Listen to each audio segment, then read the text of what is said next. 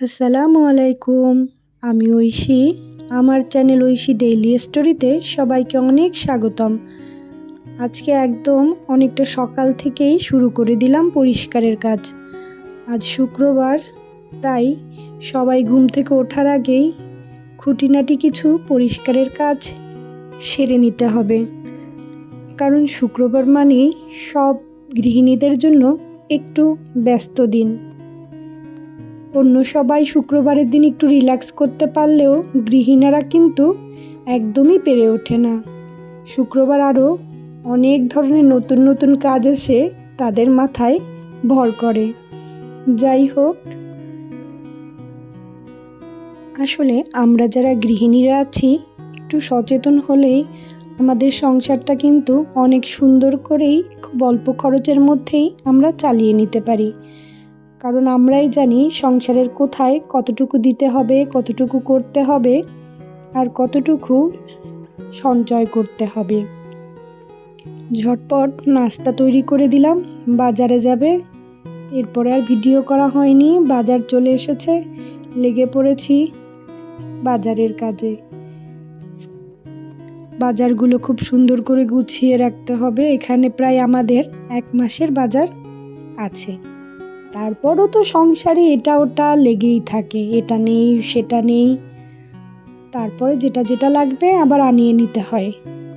আমাদের মধ্যবিত্ত সংসার তো এরকমই।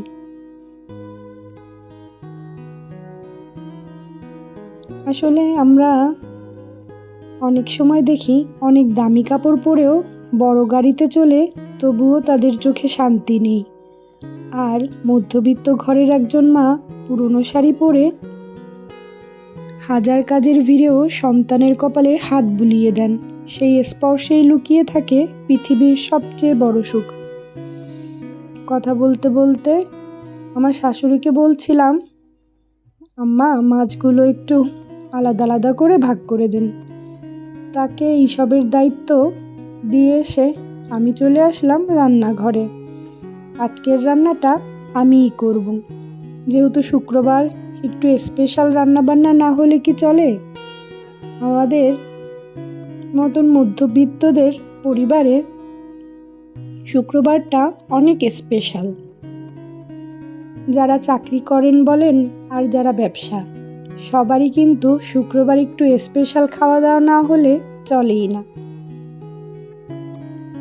আর একজন সচেতন গৃহিণী পারে তার সংসারটাকে খুব অল্প খরচের মধ্যে সবাইকে তাদের চাহিদা মতন খাবার পরিবেশন করতে। কারণ আজকালকার দিনে আমাদের বাচ্চাদেরকে একটু পুষ্টিকর খাবার দেওয়াটা আসলেই অনেক টাফ হয়ে গিয়েছে। কারণ এত ভেজালের ভিড়ে বাচ্চাদের জন্য একটু স্বাস্থ্যকর খাবার খুবই জরুরি। তাই আমরা মায়েরা সবসময় কিন্তু সচেতন থাকি আমার বাচ্চাদেরকে কোন খাবারটা দেওয়া উচিত আর কোন খাবারটা দেওয়া উচিত না। তারপরও আজকাল আমরা মায়েরা কিন্তু পেরেই উঠি না। এই যেমন ধরেন আমার 2 বাচ্চা, প্রতিদিনই তাদের কিছু না কিছু চাহিদা লেগেই থাকে। কিন্তু বাচ্চাদেরকে তাদের বাইন্ডিংসটা বুঝাতে হয় যে তোমরা যদি আজকে এটা নাও তাহলে তোমাদেরকে এই জিনিসটা অ্যাচিভ করতে হবে।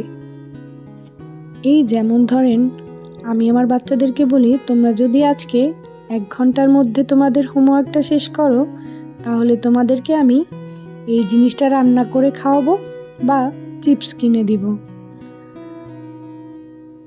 আসলে একজন সচেতন গৃহিণীর কত দিকই না খেয়াল করতে হয়।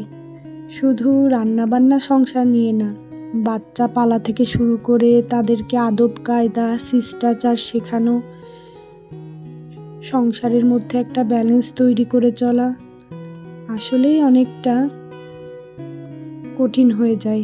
তারপরও আমরা গৃহিণীরা এই কঠিন কাজটাকেই সহজ মনে করেই কত সুন্দরভাবেই না করে ফেলি। যাই হোক,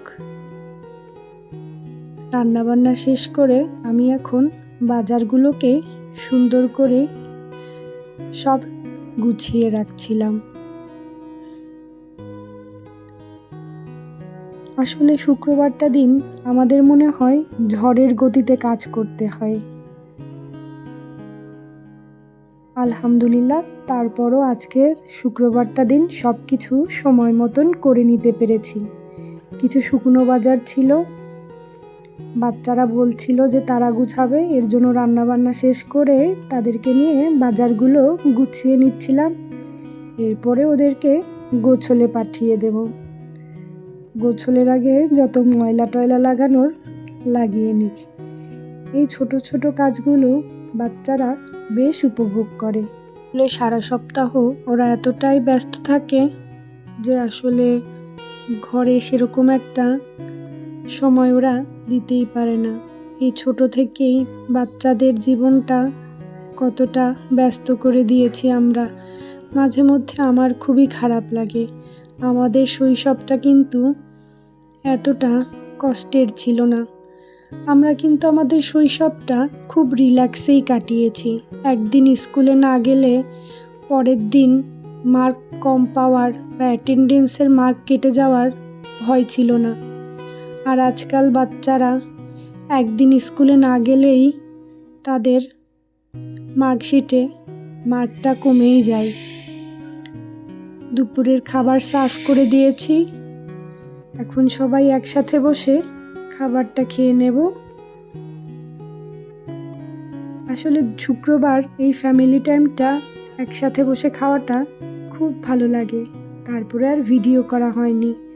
কালকে বাচ্চাদের স্কুলে সায়েন্স এক্সিবিশন, তাই রাত্রে দুজনে বসে পড়েছি বাচ্চাদের জিনিস তৈরি করতে। এটা আমার মেয়ের প্রজেক্ট। আজ তাহলে এই পর্যন্তই। সবাই খুব ভালো থাকবেন। আল্লাহ হাফেজ।